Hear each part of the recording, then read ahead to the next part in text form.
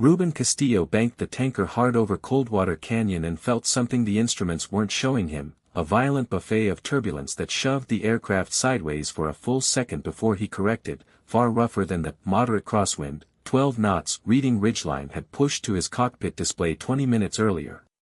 16 years flying air tankers had taught him plenty of things no model could, and one of them was that a canyon this shape, narrow at the mouth and widening toward a bowl at the far end, could take an ordinary wind and turn it into something else entirely by the time it funneled through, a lesson written in his hands and his stomach more than in any dataset.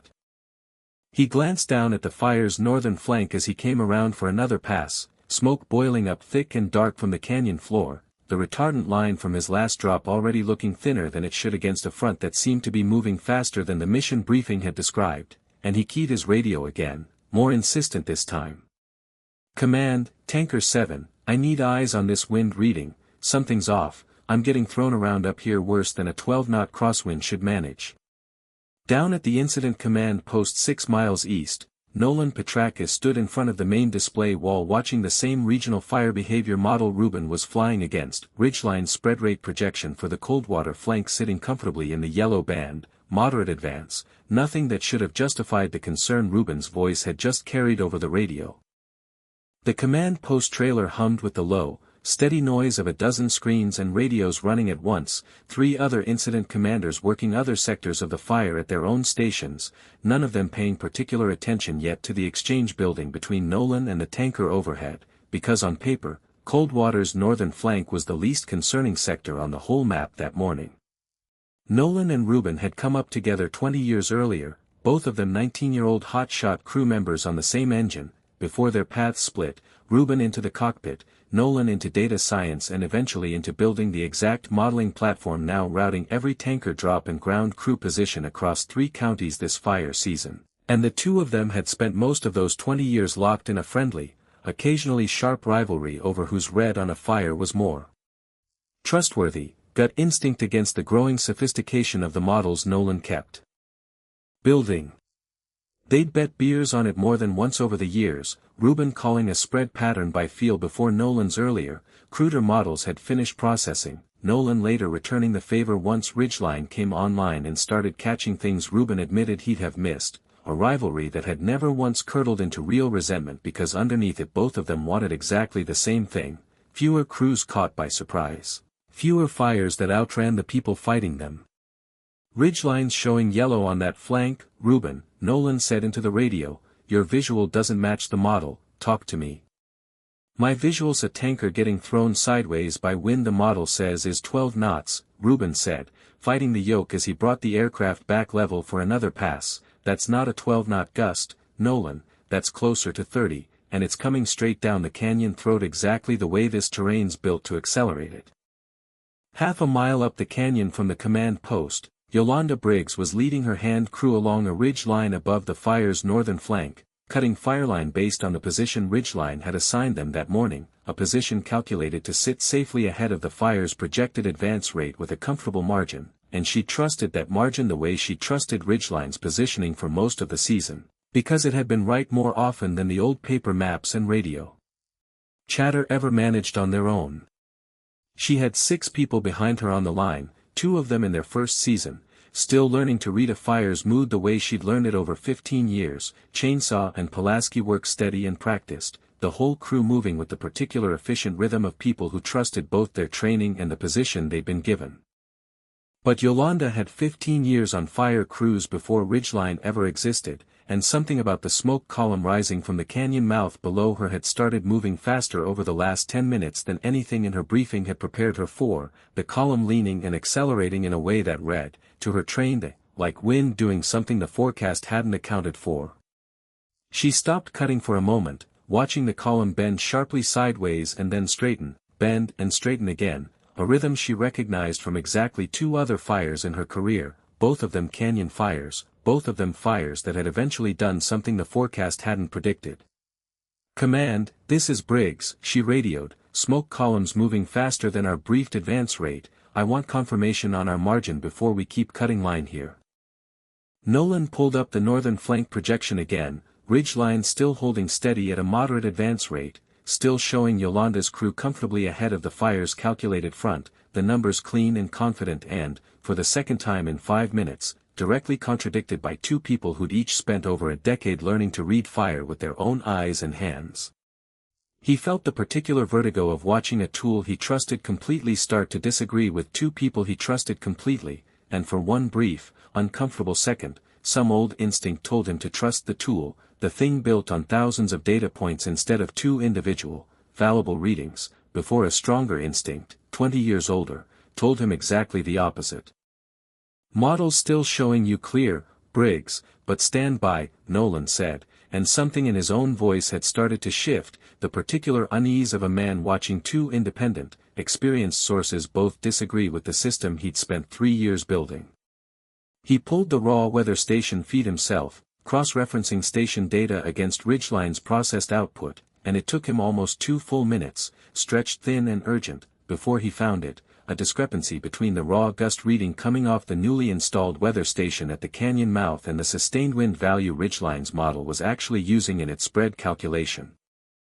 His hands moved fast across the keyboard, pulling up station logs, cross-referencing timestamps, aware the whole time of the two live voices on separate radio channels both telling him something his primary screen refused to show, and he found himself, for the first time in longer than he wanted to admit, genuinely afraid that the tool he'd spent 3 years building might be the thing standing between two people he cared about and real danger.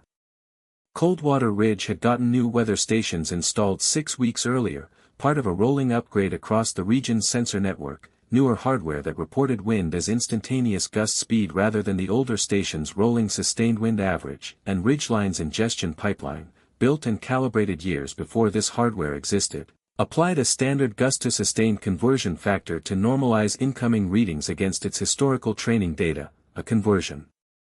factor that assumed every station in the network was still reporting the old way. But someone on the sensor deployment team, months earlier, had already applied that same gust-to-sustained conversion at the hardware level for the new stations, to keep their raw output format consistent with the legacy stations for a separate reporting system entirely unrelated to Ridgeline. And nobody had flagged that the fire behavior model's own ingestion pipeline would then apply the identical conversion a second time on top of an already converted number, quietly having an already adjusted wind value into something far gentler than what was actually blowing through Coldwater Canyon.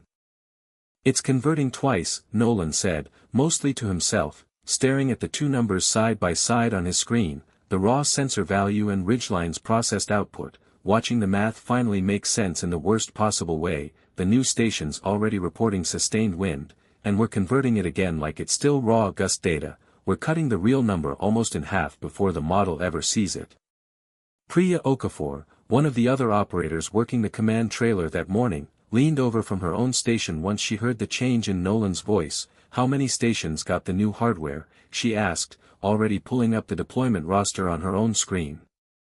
11 across the region, Nolan said, and I have no idea right now how many of those 11 are actively feeding bad numbers into active fire projections at this exact moment. Say that again in plain terms, Ruben's voice cut through the radio, sharper now, the tanker banking hard for another pass over the flank. Your model's telling everyone the wind is half of what it actually is on that flank, Nolan said. Coldwater's new station, it's a double conversion error, I need everyone off that projection right now, pull Briggs's crew back to the secondary line immediately.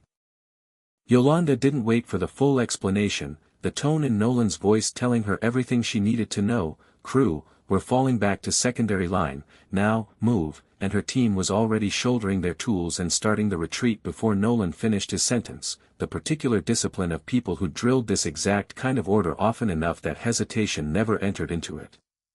The two newer crew members moved a half-second slower than the rest, and Yolanda caught the shoulder of the closest one, a young man named Desmond barely 4 months into his first season, steering him bodily toward the retreat path, eyes forward, feet moving. Questions later, she said, the exact phrase her own first crew boss had used on her 15 years earlier in a moment not unlike this one, a phrase that had apparently never needed updating.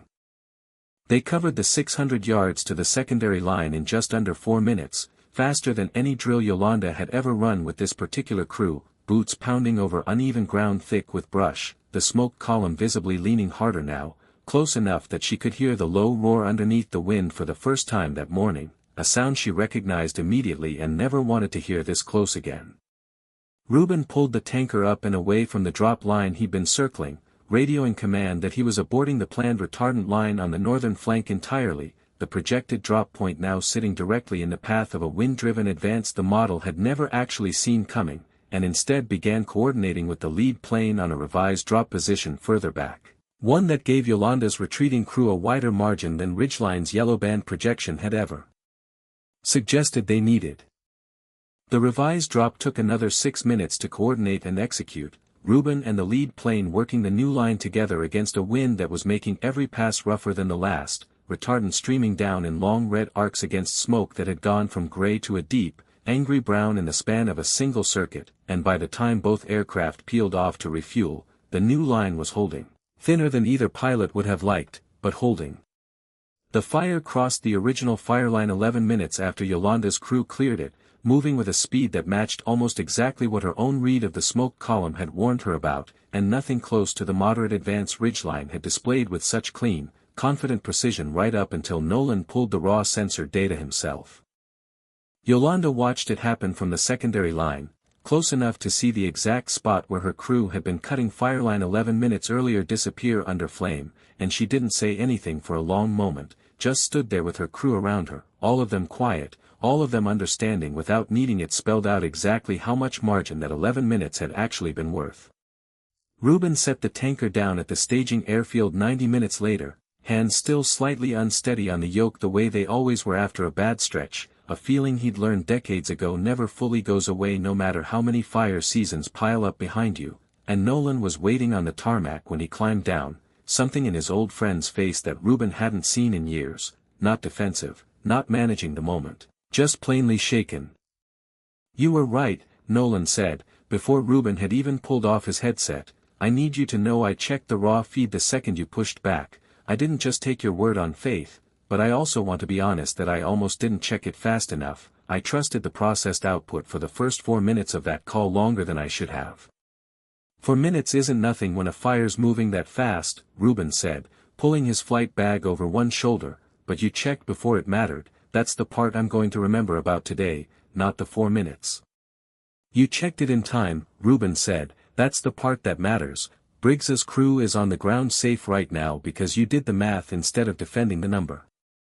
"I built that ingestion pipeline 3 years ago," Nolan said, "before any of the new stations existed, and I never went back and audited what happens when the sensor hardware underneath it changes without the model changing with it. That's not a small oversight, Reuben, that's the exact kind of thing I used to lecture younger engineers about." "How many other stations are affected?" Reuben asked. "We're pulling the full list now. Priya's cross-referencing every fire zone with an active drop plan against the deployment roster," Nolan said. "Worst case, we've got readings from up to 11 stations running the same silent double conversion, and I don't yet know how many of those 11 happen to be sitting near terrain that turns a gentle wind into something else the way cold water does."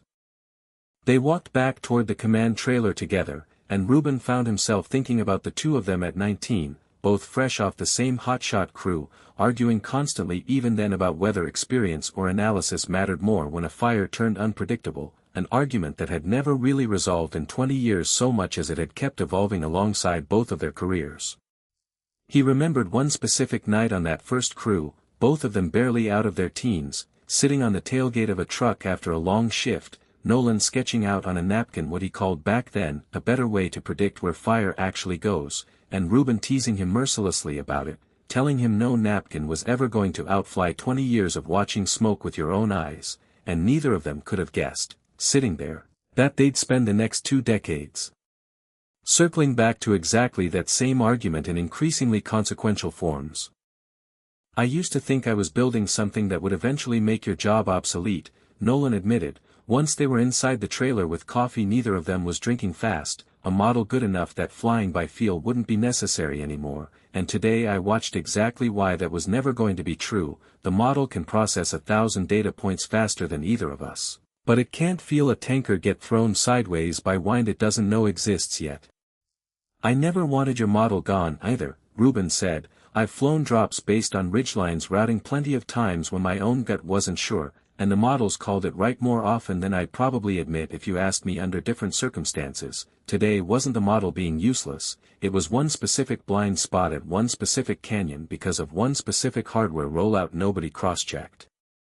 The fix took 4 days, faster than the usual pace of anything Nolan's team touched, partly because the fire season gave them no room for a slower timeline. A hard validation check added to Ridgeline's ingestion pipeline that flagged any weather station reporting values inconsistent with its expected hardware generation. An automatic cross-reference against a maintained registry of which stations had received the new sensor hardware and which conversion, if any, should apply to their raw output. No more silent assumptions about which format a given station was using. Priya's audit of the 11 upgraded stations turned up 2 more, beyond Coldwater, that had been quietly feeding the same double-converted wind values into active fire projections that week, both in sectors that hadn't yet seen a wind event severe enough to expose the error the way Coldwater's canyon geometry had, and Nolan personally called the incident commanders on both of those fires himself once the fix was live, walking them through exactly what had been wrong and for how long.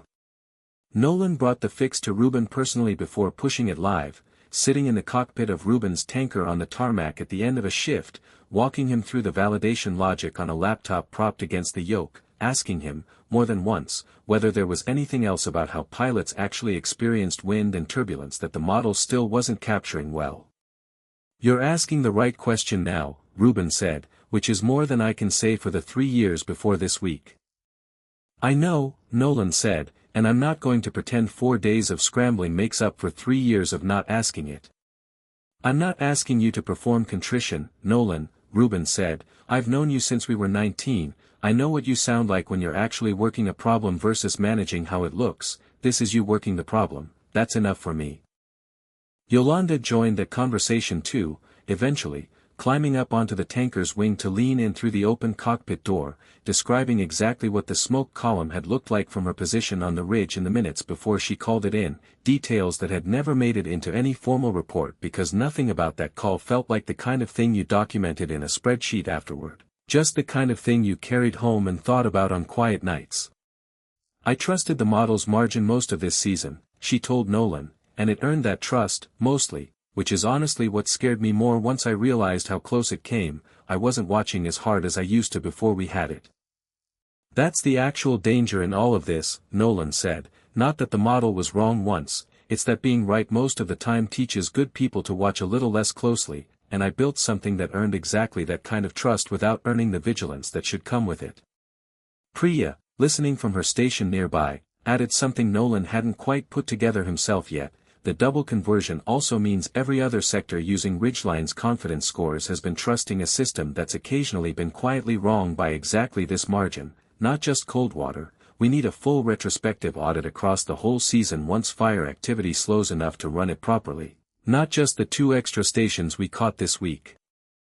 That retrospective audit ran through the following winter, Nolan's whole team working back through a full season's worth of drop and positioning decisions against the corrected model output, and while nothing else they found had come as close to real consequence as Coldwater had, they identified 4 smaller instances where crews had operated with slightly thinner margins than they should have, each one logged, each one shared openly with the crews involved rather than quietly filed away.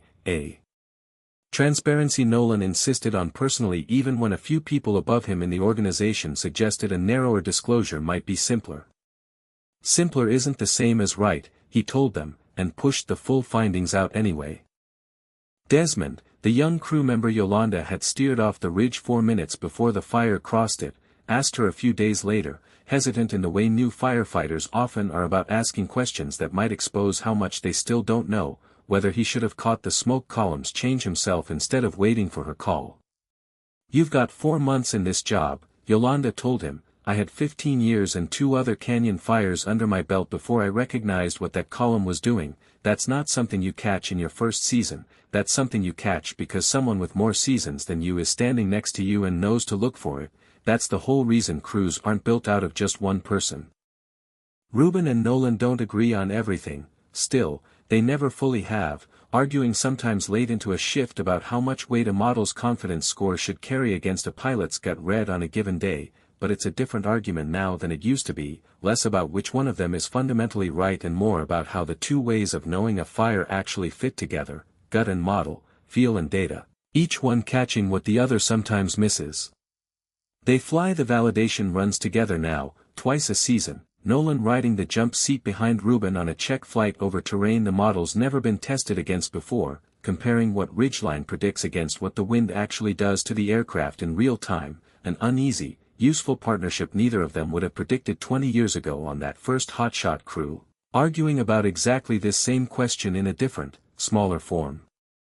The first of those validation flights, 6 weeks after Coldwater, took them over a different canyon entirely, one ridgeline's updated model flagged as a moderate turbulence risk based on similar terrain geometry, and Nolan spent the whole flight with a laptop balanced on his knees, comparing live sensor output against what he could feel through the airframe, occasionally letting out a low whistle when the aircraft bucked harder than the screen suggested it should, an old habit of quiet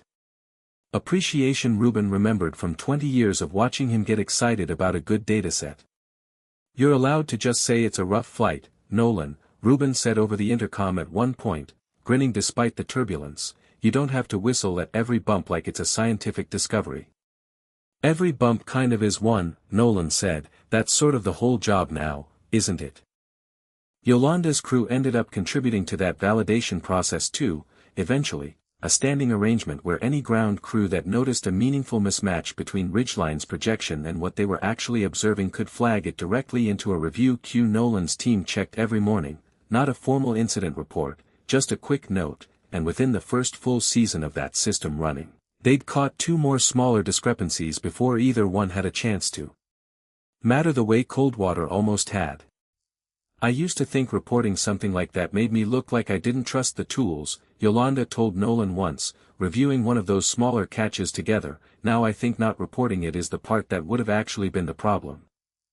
Ruben still flies every drop the same way he always has, watching the instruments and trusting them right up until his hands tell him something different, and some evenings, taxiing back to the hangar after an uneventful shift, he thinks about Coldwater Canyon. About 11 minutes and a double conversion error and a ridge crew that walked off a line just ahead of a fire front that would have caught them if Nolan had trusted the clean number 4 minutes longer than he did, and he's grateful